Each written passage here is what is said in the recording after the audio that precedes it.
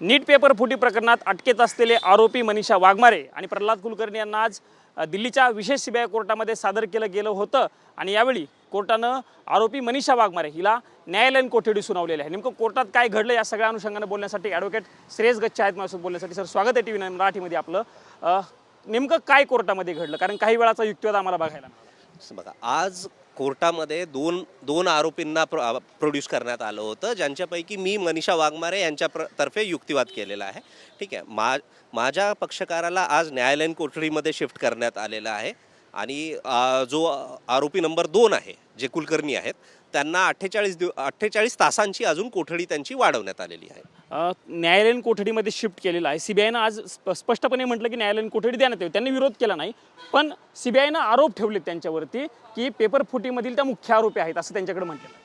जर त्यांचे आर्ग्युमेंट्स आपण बघितले तर मुख्य आरोपी म्हणून मला त्यांनी कुठेही ठेवण्यात आलेलं नाही आहे। ठीक आहे, मला जो रोल ॲट्रिब्यूट केलेला आहे तो फार क्वचित रोल आहे, एकदम छोटा रोल केलेला आहे। तरी जोपर्यंत सीबीआय स्वतःचं दोषारोपपत्र दाखल नाही करत तोपर्यंत कुठल्याही गोष्टीवर आपण कमेंट नाही करू शकत। पण श्रेयजी त्यांनी असं म्हटलेलं आहे, म्हणजे सीबीआयकडनं जे दावे केले जातात किंवा सीबीआयकडनं जी माहिती समोर येते त्या माहितीनुसार मनीषा वाघमारे जे तुमच्या आशील आहेत त्यांचं कनेक्शन या वेगवेगळ्या आरोपींसोबत होतं, अशा पद्धतीचा सीबीआयकडनं युक्तिवाद केला गेला किंवा तशा पद्धतीचे मुद्दे सीबीआय रेज करते।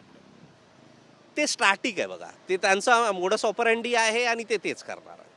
म्हणजे सीबीआयच्या त्या दाव्यां काही तथ्यता नाही। आता पुढची प्रोसेस तुमची काय असणार? आज त्यांना जेसी मध्ये मूव्ह करण्यात आलेलं आहे। येत्या 1 ते 2 दिवसामध्ये आम्ही बेल ॲप्लिकेशन मूव्ह करू। तुम्ही आरोपींशी बोललेला आहात, मनीषा वाघमारेंचं म्हणणं नेमकं काय तुमच्याशी? कारण त्यांना तर माध्यमांशी कोणाशी बोलू दिलं गेलं नाही सीबीआयकडे, त्यांनी कुठलीही कमेंट केली नाही। त्यांचं म्हणणं काय? त्यांचं म्हणणं मी आत्ता नाही मांडू शकत। वकील साहेब, मला एक मुद्दा सांगा की ज्या पद्धतीने हे प्रकरण घडलेलं आहे, खूप गंभीर पद्धतीने हे प्रकरण घडलेलं आहे, कारण लाखो विद्यार्थ्यांचं भविष्य या सगळ्यामुळे अंधारात गेल्याचं चित्र आपल्याला बघायला मिळालेलं आहे। यामध्ये महाराष्ट्रातील आरोपी आहेत प्रामुख्यानं? नाही, असं नाही म्हणता येणार की फक्त महाराष्ट्रातील प्रामुख्यानं आरोपी आहेत। आपण जसं बघत आलेलो, राजस्थानमधल्याही काही मोठ्या लोकांचं नाव याच्यात आलेलं आहे किंवा त्यांच्यावर जो रोल ॲट्रिब्यूट करण्यात आलेला आहे तो खूप मोठा करण्यात आलेला आहे। काही आता जसं एखादा इन्स्टिट्यूशन आहे, नाव न घेता जर बोलायचं झालं तर एक मोठ्या इन्स्टिट्यूशननी तर सरळ सगळं काही फेटाळलेलंच आहे की बाबा ही पेपरफुटी झालीच नाही म्हणून। हा, ते तुमचं म्हणणं आहे, त्यांनी तसं स्पष्टपणे सांगितलेलं आहे, त्यांच्यावरती टीकाही झाल्याचं आपल्याला बघायला मिळालेलं आहे।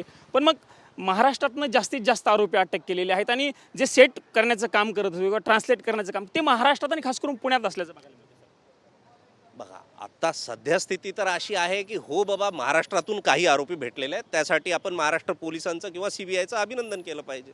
शेवटचा प्रश्न विचारतो, तुमची पुढची भूमिका काय असणार? माझी भूमिका हेच आहे, मी माझ्या क्लायंटसाठी एक बेल ॲप्लिकेशन मूव्ह करेल। सीबीआयने आरोप केले तर तुमच्या आशिलावरती की ते आरोपी आहेत असं त्यांचं म्हणणं आहे। Obviously CBI will allege my client is innocent.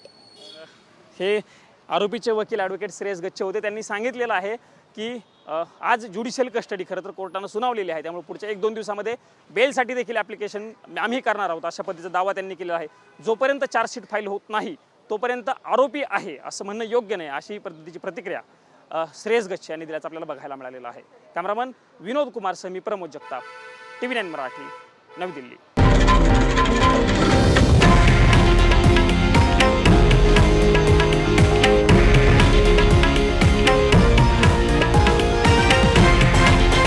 हे आहे देशातील नंबर 1 न्यूज नेटवर्क आणि आपण पाहत आहात TV9 मराठी, एकमेव।